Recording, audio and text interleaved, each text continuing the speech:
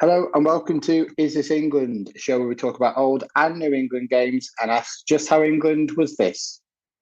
The Welsh Dragon has been slayed and England are through to the knockout stage.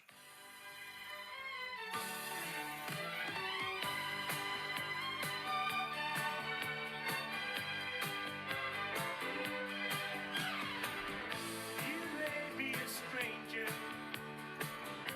that's what time can do. Baby, you mean everything to me.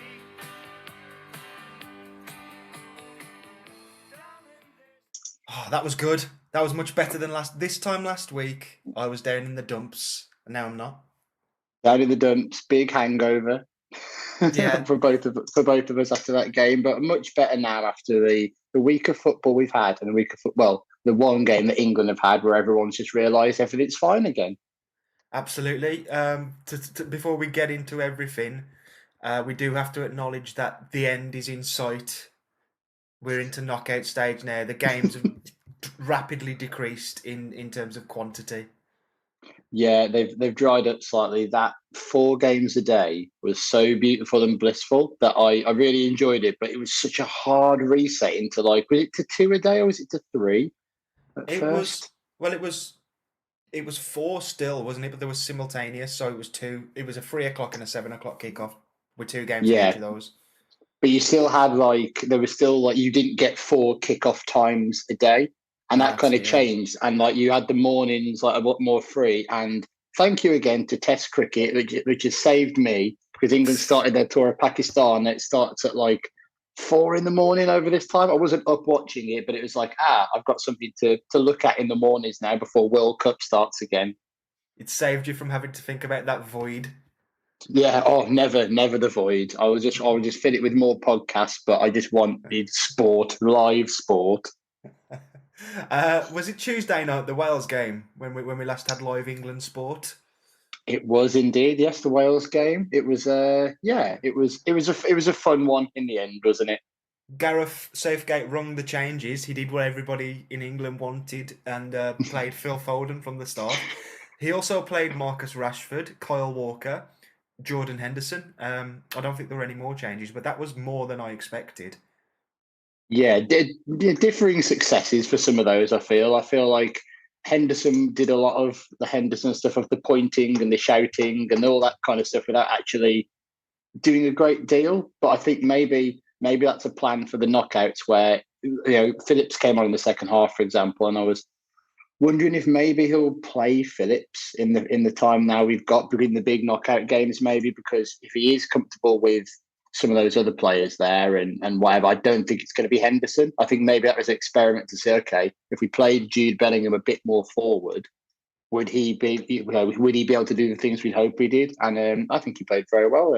Bellingham in that slightly more forward position still. I thought Henderson played very well. Um, Mm. I, I'm a bit lacking confidence in terms of making predictions because we're just into the knockout stages now and like everything has been wrong really basically that I've ever predicted, which is the fun of it. But I'd be surprised if Henderson doesn't start on Sunday against Senegal. I just think the commentator said it at one point. It's quite an obvious point anyway, but he's the manager or the coaching staff on the pitch. I think Mm. I think Southgate maybe he wasn't happy with the USA performance as much as we all thought he was because well, I'm saying we in sort of the general your man on the street. Yeah. Um, Not like your man on the street thinks Southgate's happy with USA because he loves 0-0 and he's negative. Maybe he wasn't happy and he put Henderson in there to make sure that these youngsters, don't let the standards slip. And Mm. he's just like keep the ball, do what you can with the ball, but just mainly fucking bollock them on the pitch all the time. And he did that very well. Surely you can just you can do that from the side as well, just a loudspeaker instead of just having Jordan Henderson on there, really. It's different, isn't it, though, when you see somebody like leading on the pitch, and he's obviously not just there to shout. That it's a bit of an exaggeration, but I think I thought he played well. I think he'll start again. I thought Kyle Walker played really well. Mm. Probably has taken the place of Trippier. Would you say? I don't know because it's just so. You almost feel like Kyle Walker is in there now to get minutes, and the same again for Phillips in terms of they're going to need minutes possibly for a knockout game. Whether it's this knockout game, we'd hope there's another one coming as well. But it's kind of like it's weighing up that possible Mbappe Kyle Walker duel that we've all been kind of waiting for a while, and it's like, is that what he's trying to plan to do? I kind of think Trippier is going to play again against Senegal. I think we kind Yeah. of Walker's got minutes under his belt. And I think he'll swap back. I actually think he'll swap back to more of the USA team than the Wales team. That's interesting because I thought that they did very well against Wales, who were poor. Let's Yes. let's stick with the changes that were made then, because we've covered Walker, we've covered Henderson, and then you get to like the front line, and it was Foden on the right and Rashford on the left for the first half. Quite a frustrating but positive first half. Frustrating in the sense that Marcus Rashford had a great chance that he missed, so you felt like we should be 1-0 up. He also concussed a man with a shot. That wasn't Yeah. frustrating. That was just it was neither here nor there. But you were like, bloody hell! I hope we do win, and Wales aren't just going to nick it from us. What did you think of the first half? I thought the first half was all right. It felt to me that the goals were going to come. It never felt like too much of like they were probing and doing okay, but they just weren't finding that right last pass or just taking a little more care with the ball. I think it was funny. You watch the highlights back, which I've done, and they're not like searching for highlights during the game, and they're like, "Oh God, we've got to find something." But I did find it quite disgusting that they put that Harry Maguire shot cross on the highlights, simply just to like almost as like an embarrassing thing. Like he made a really good run into the box and just totally fucked up the cross. Yeah, And it yeah. was like, why is this on the highlights? This is like a bit unfair. But I I've thought England were all right that first half. I've seen Maguire do that a couple of times for United, as a viewer guest. Yeah. We've also seen that first half from Marcus Rashford more than once in a red shirt. I thought kind of missing what looked like a relatively simple chance, and he gave the ball away quite a lot. And my thought at half time, as per usual, being reactive and bloody insane, was probably just take him off because I've seen this film a million times before and it doesn't end well. He's just going to keep frustrating all game. And then when he was moved to the right in the second half, I was like, You've made it worse. It's only going to be worse." Foden had quite a quiet first half as well, but it was the switcheroo that kind of changed the whole game. Talk us through Marcus Rashford's first goal and England's first goal. A lovely free kick. I've seen a lot of Ward should have saved it. He should have been in a better position, but kind of the end of the day, if a striker just smashes one into the top corner from a free kick from like 20 yards, 25 yards out, you've still got to be some keeper to keep that out. Like I thought it was a bit harsh, like saying, "Oh, he was rubbish." I thought for the third goal he was poor. He just got to hit him and just went off him or whatever. But it's a nice goal from Rashford, and just kind of set England away because. Foden won the free kick, didn't he? With the kind of dribble that fans wanted to see as well. He carried the ball quite a lot there, got felled, Yeah. and then it was, as you say, Rashford. Yeah, really good free kick. I mean, God, like, yeah, I agree with you. Keeper not necessarily should be saving that. It's just a really good free kick. And before you even knew where you were, England were away and they were 2-0 up, and it was pressing on the right from Marcus Rashford. Harry Kane with such a nice, lovely cross, and then Phil Foden tapping it in. I thought I heard a whistle in the build-up to that, and I didn't celebrate at all. Oh, really? It's just whistles, VAR. No one can celebrate anymore, can they, out of fear? No, I thought the pass to Kane was offside or something, but his pass, Jesus Christ, mate. People, I think I saw a headline on The Athletic and then a couple of bullet points about the story post-game, and it was like Bellingham so-and-so, Rashford this and that. Kane a problem? It's like, he's not a problem, is he? He's got what was it, 3 assists in the tournament or something, and he seems to be doing more of that role for England that he does for Tottenham in the past. Where actually he's playing a lot deeper, and he's kind of making those passes because he's probably England's best number 10 and their best number 9. Like if they had a better version of one of them somewhere else, he probably just, "Oh, okay, I won't play there," then that's fine. But because he has to do that and he's so good at that role, I mean, you say about the cross, it was almost just into an area. it was just like, well, that's going in somewhere, and I hope Foden's there because you kind of can't see him when he's making that run. But it's No, almost like I know he's going to be there. I don't have to look. it's just a little gap he got it through though. It was like also, yeah, there may or may not be somebody there, but it's too risky for the keeper to come out. And if the Mm. centre back goes for it, he might even knock it in his own goal. I thought And it's it, and it, perfect. and it, it was one of those as well where as soon as it left his boot and you can see like the 2 points coming together of Foden Yeah. and the pass, and it was like, oh, and then he slapped it in the net as well. It was beautiful to see. Yeah, yeah. On the Harry Kane thing, 3 goals away from breaking the England goal scoring record, I think. Disappointed he hasn't got 1 or 2 of those in the group stage and can just, we'll get to how far England can go in this tournament, but he's put himself in a situation where he potentially only has one more game to get 3 goals. Every Yeah, I time he mean, steps out and doesn't score. yeah, it's definitely going to be in a pointless game at That's Wembley, it. isn't it? It's just going February to be friendly. Malta at home or something, isn't it? It's just going to be, oh, and Harry Kane has done it on such a special night for him. It's like Yeah. no one's going to care. Just a really polite Wembley crowd clapping with lots of kids and that. It's definitely gonna be Ukraine at home on the 26th of March. That is when he's going to break the record. I've just had a look at the fixtures. Well done, they're a war-torn country. I know. Wales, not a war-torn country, but a country whose national football side is in decline. Prove me wrong. Yes. Yeah, well, all the facts are there, aren't they? One point from the 3 games. Obviously, waited so long to be at the World Cup, and I did think they were really poor. And I know, like I think Gareth Bale had a knock, so he came off in the. But I just almost felt like they were going to take him off anyway because he was just knackered, and maybe he was injured, but it felt like. To me, it felt like Wales had seen enough of the game to go, we are not getting a win out of this. Like, if it is, it's not going to be through a Gareth Bale thing. It's just like we're taking the draw almost. That's the best they could get. Yeah, and Bale was off at half time. Apparently, that he was asked afterwards, "Was that your last appearance for Wales?" And he just went, "Nope." So not helpful, isn't it? I know he's a bit of a is he a bit of a dick?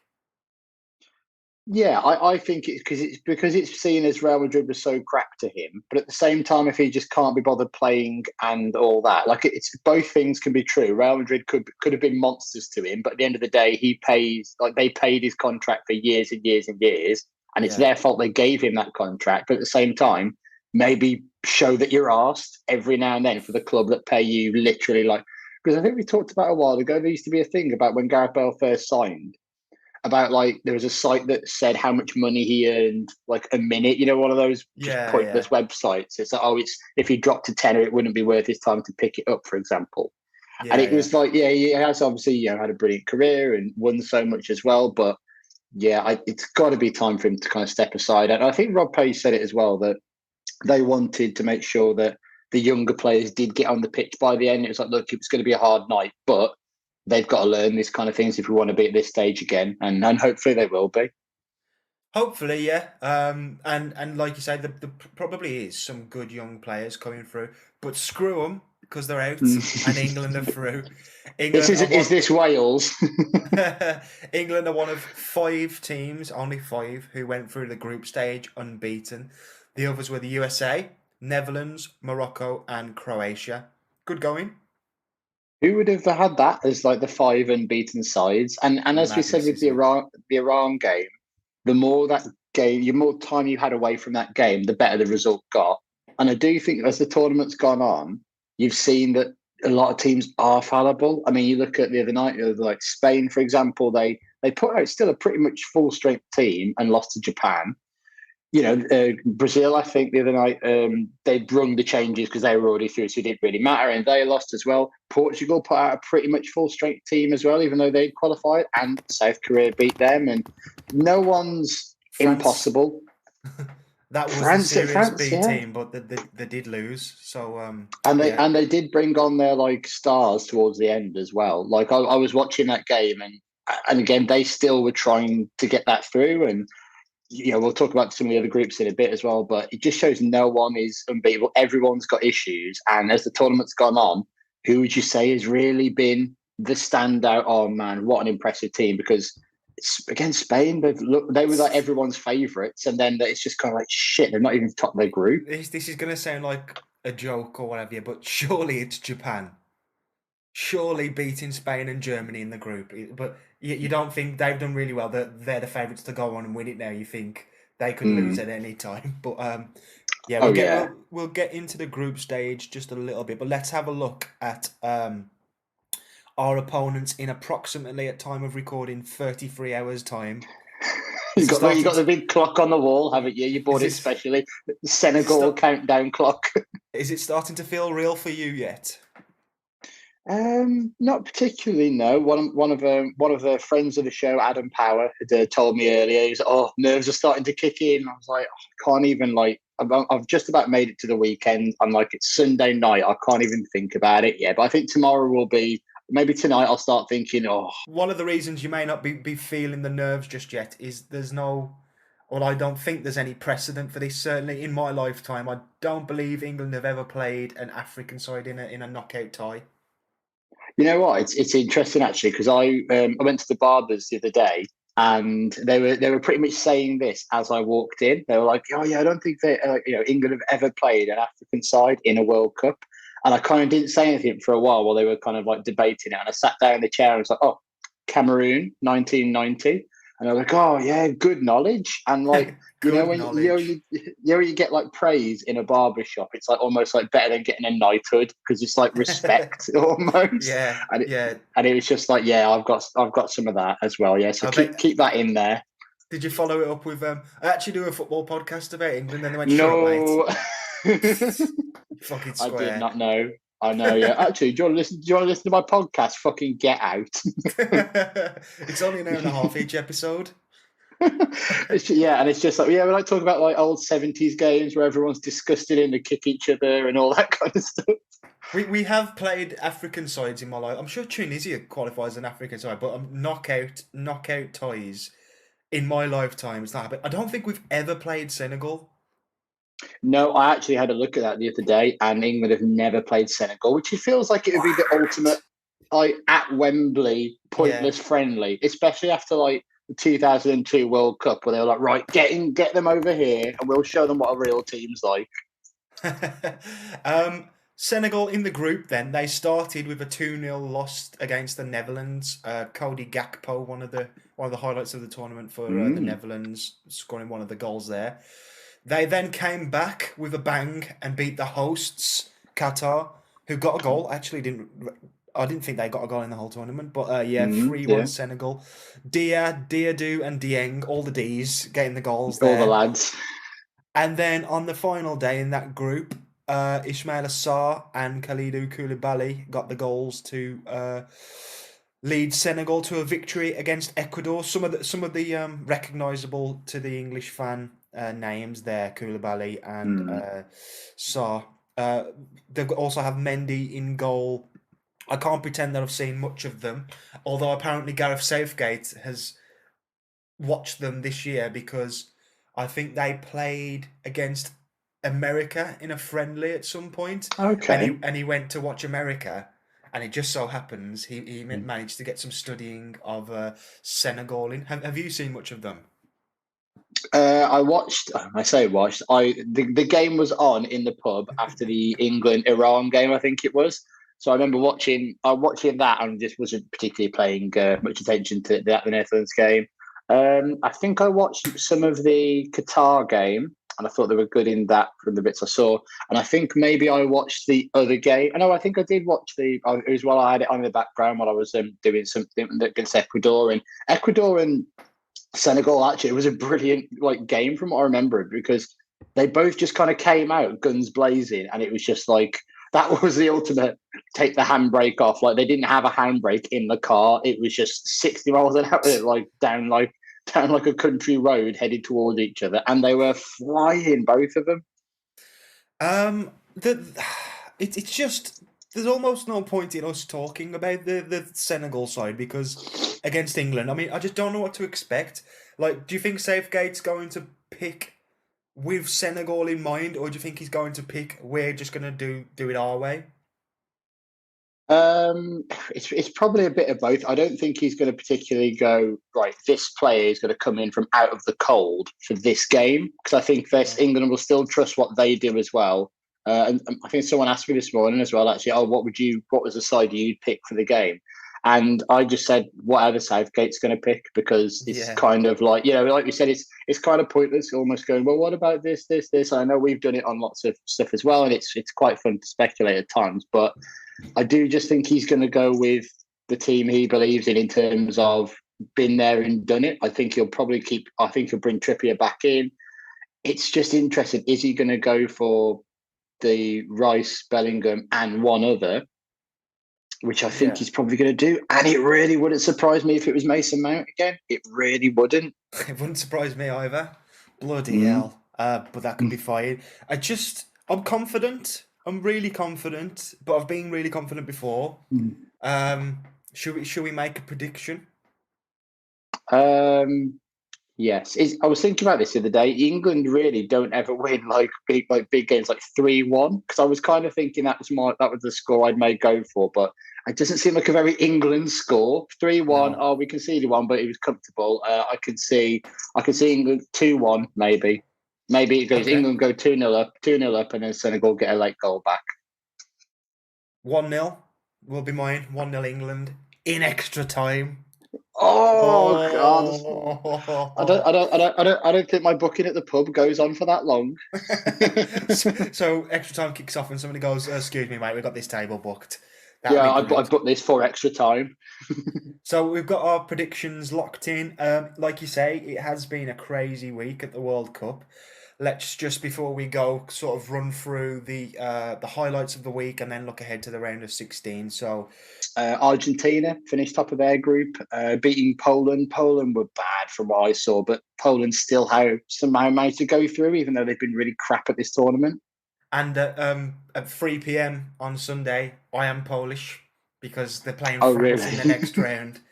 And that means whoever wins that game will play England. So I'd rather play Poland. Okay, very, very, oh, buddy, arrogant English. You think you're going to get past Senegal? Yes, we've already said that. Yes, listen back. The other game in that group was Mexico and Saudi Arabia. I remember there being a banging free kick, but honestly, it feels like a lifetime ago. I think that was Wednesday, wasn't it?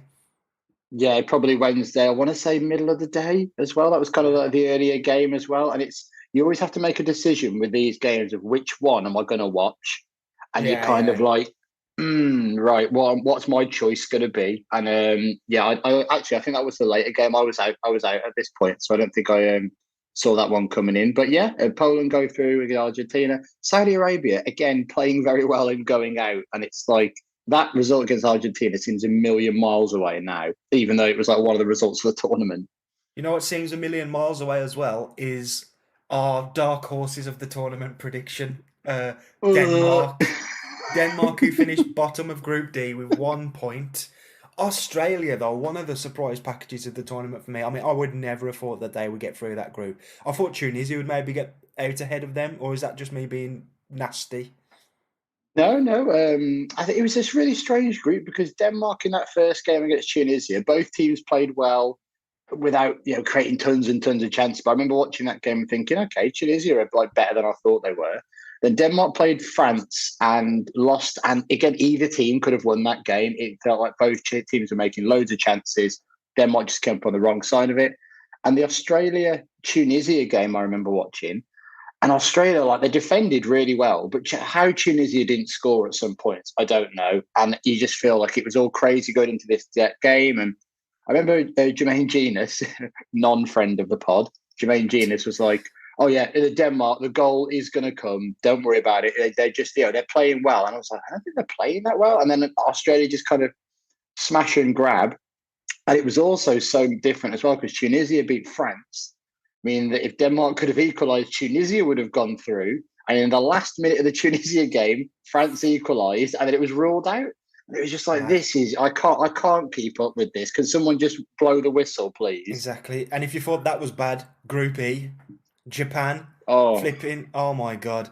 So that Japan topped the group with Spain and Germany also in it, Costa Rica bottom. But that last night, I literally can't even begin to go through all what was happening. I wasn't watching. I started watching the Germany.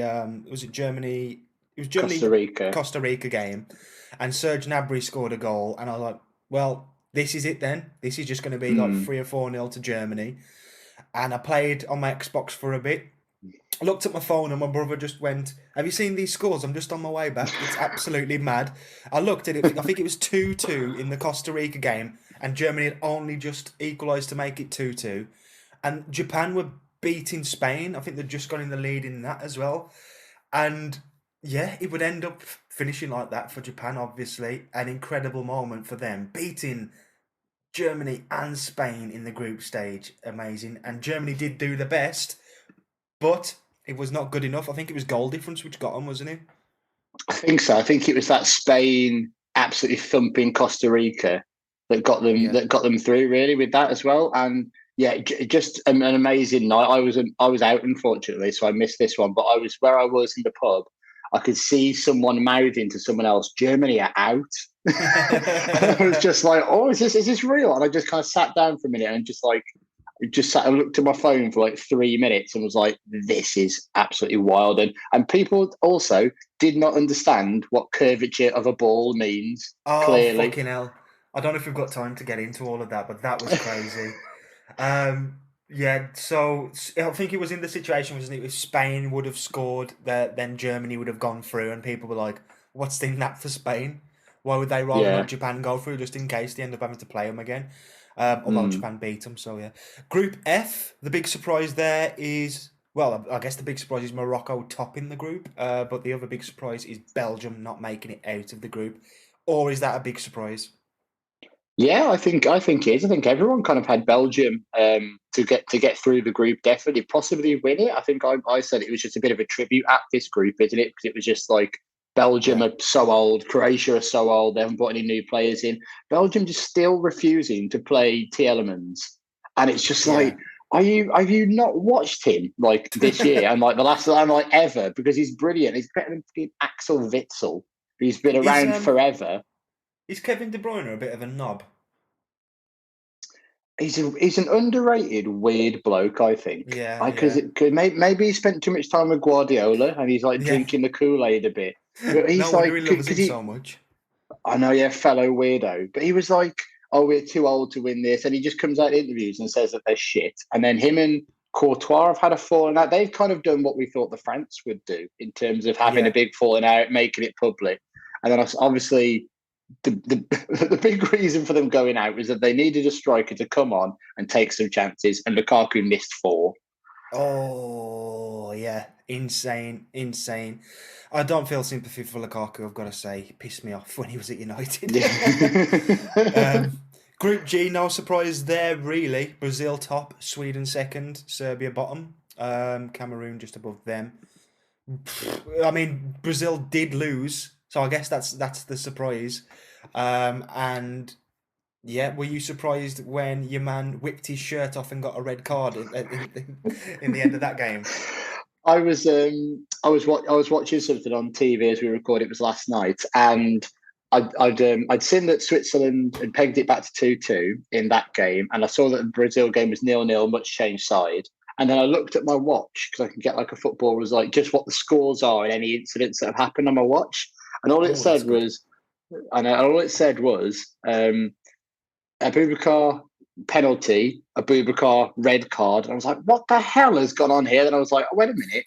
Has he? I'm assuming he's taken his shirt off in celebration and he's got a second booking, and that's exactly what had happened. And I was like, that is the best red card ever. You're already out of the tournament. You're going home. It's just like, I want to show everybody I'm ripped, and I will get sent off for it. Have you watched it? The red card? Yeah, he's laughing with the referee pretty much when he's like walking off. Is it a surprise? Does he take it off in the heat of the moment and then get the red card? And he's like, oh, like, or did he know they were going out? It's quite hard. It's. I think they knew they were going out. They've not been good, Cameroon, really. But yeah, it was the point of as he's walking off, the referee is smiling at him and just like gives him a second yellow, then the red, and he's just walking because it's the last second of the game. He's probably not going to play at another World Cup. He's just thinking, sod it. One of my favourite cards of the tournament was in Group H, in the dramatic ending there. Obviously, the Portugal and South Korea game was its own level of drama, and that was what really decided the group. Sorry, but yeah, Uruguay were chasing it against Ghana, couldn't get what they needed. I think it was so close, wasn't it? I think they needed one more goal because that would have upped their goal difference. Because Yeah. at the moment in time, goal difference was level, but they had less goals than South Korea that they'd scored four. And then yeah, Cavani goes down, doesn't get the penalty. The game carries on. Uruguay all over the ref as the final whistle goes, and he's walking away. And the ref just gets a yellow card out and yellow cards Cavani. After the game's over. Cavani is like 38 years old. He's never going to play in another World Cup. And even if he is, you've given him a yellow. So what he's going to start the next World Cup on a yellow card? Is that it? Is that his punishment? Like Would you a want red? it to be? I was just saying, you wanted it to be a red, did you? Yeah, because it's never going to... Surely, I mean, I could be wrong. He keeps himself in good shape, but he's never going to play in a World Cup again. Fuck Imagine off. There's the red. imagine the referee's report. So why did you give a red card instead of a yellow? Well, he was pissing me off, and I'm never going to see him again. So The game had finished. He's technically not a World Cup participant anymore as well.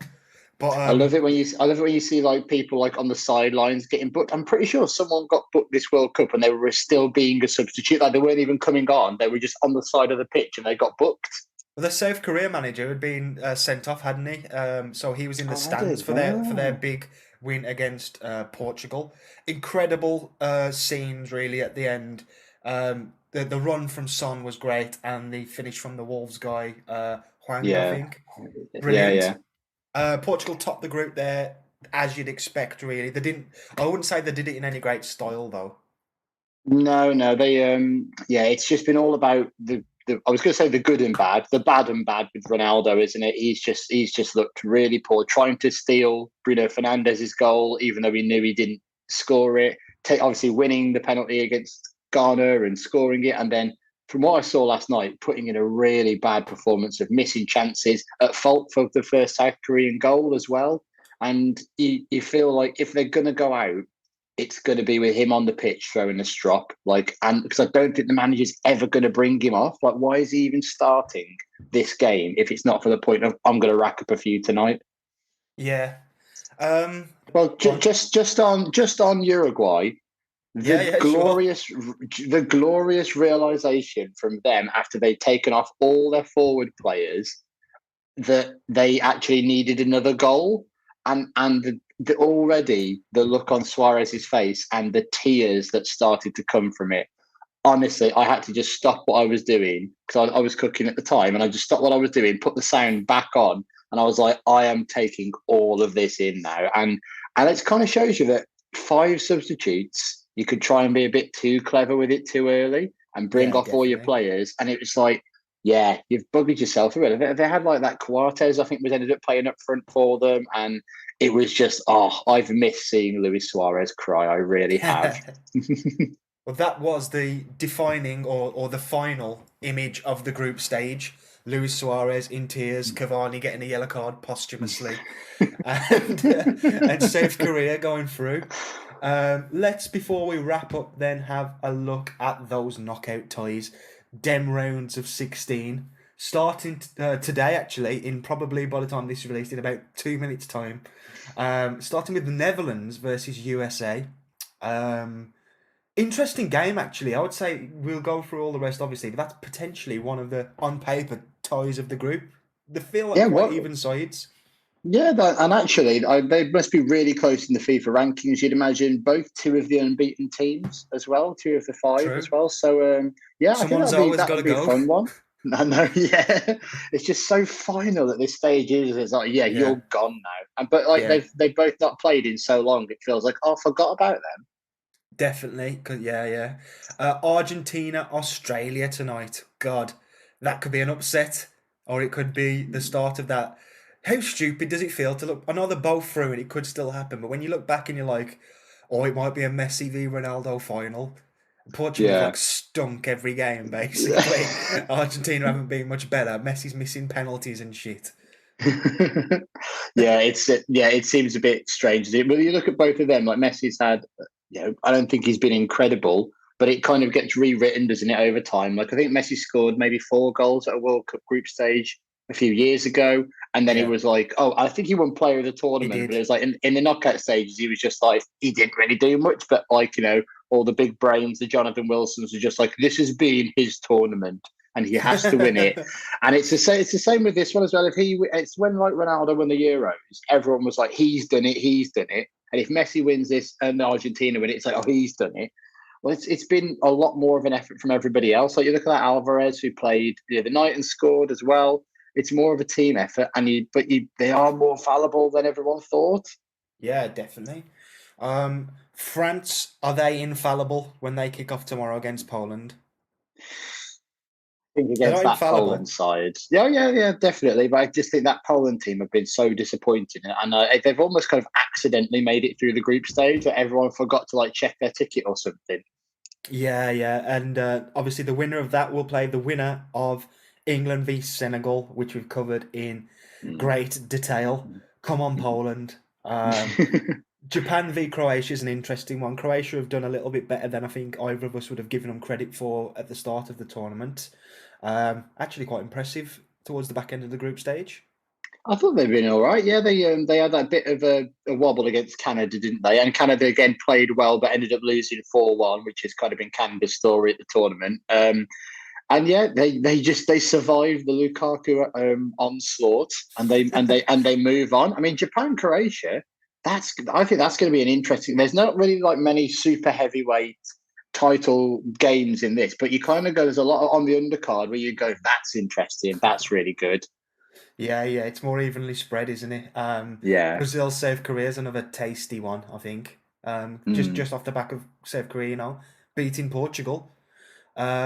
Brazil have looked all right. I don't know. Yeah. I think they've looked good without setting everything on fire. But you could kind of go, you could see where they make. Yeah, but you could see. On fire. Yeah. But you could see them just growing into the tournament more and more and be confident. Like they can bring the changes. I don't know if Neymar's going to be back for the game. I know he had an injury, but you kind of feel if he came back and he was fit and the changes they could make, they would have enough to get past South Korea and go quite deep still. Morocco versus Spain. Spain should be feeling confident, but has that confidence been knocked with that loss to Japan? And I like Spain, even when people go on about like the game against Japan and the way Spain played, and it was so sort of one-dimensional. But I like it. I just do. I just think that's just such good football. But it's not necessarily winning football. It's just nice to watch. If their confidence has been knocked and Morocco can make them wait for that goal and start to grow in their own confidence, you never know, really. Absolutely, that's kind of like the other one I'm really looking forward to. Like, I think outside of the Japan game and the England game, I think that's the one when I'm like, I really want to watch that because Morocco's surprise packages. I think they've only conceded 1 goal in the tournament as well so far, which is mega impressive, and beating Belgium and deserving it. And I think someone mentioned as well, the fans, they've brought so many fans with them to the World Cup that actually is that kind of a bit of intimidation for Spain as well. And they've got to be on their game. Isn't it Gary Neville who said that? He was like, they're going to be bringing millions of fans over, and Key went, they're going to be playing for them, are they then? Fair enough. I haven't seen much Roy Keane content since he had that fight with Graham Souness the other week. I don't know where he's gone. Fucking hell. Did we speak about that already? I don't think we have, no. Mate, that was horrible. You know, when he went to him, listen, you'll learn more if you listen, Roy. I know. And Keane just walls up, just like, all right then, yeah, fine. And you're thinking, he's fucking waiting for the opportune moment to break his legs. Yeah, and it was like you could almost like feel Roy Keane digging his car keys into his hand just to not say just to not say something, and like comes up his hand's just covered in blood.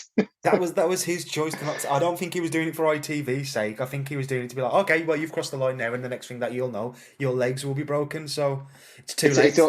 It's almost like within amongst family members when they just decide to not talk to each other and they just pulled a strop, and it's just like, Yeah. right, fine, you're not getting any conversation out of me for the next week. Yep. But Souness he's getting on a bit, and he's a complete knob. But it would be a good scrap. Oh yeah, shirts off in the car park. I definitely want to see that. Yeah. Oh mate, bring your dinner as well.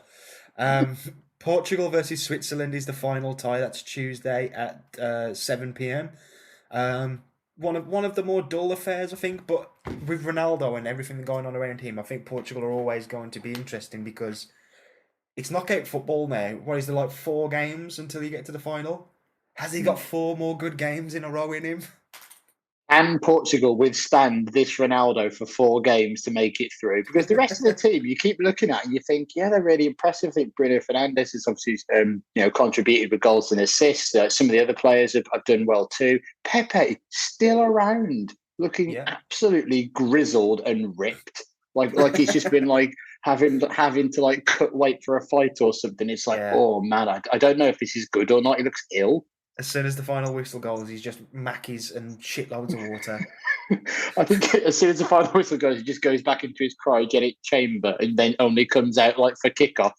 Yeah. Right, that's the ties. We're not really going to predict them one by one, but we are going to say, come on, England. Enjoy Yes. knockout football, guys, and we'll catch up before the next round or when England's tournament is over. Yes, we'll be ending it when England's tournament's over. Our coverage, won't we? I don't think anyone wants to hear us go, oh, you know what? Brazil could be quite tasty in this game. No. It's a semi-final. We know it. We're all sick of it. We don't want to hear about England anymore. So we're in knockout podcasting. Like, this could be our last one. Have we got another game in us? Only one way to find out. See you next time. Let me stop the recording.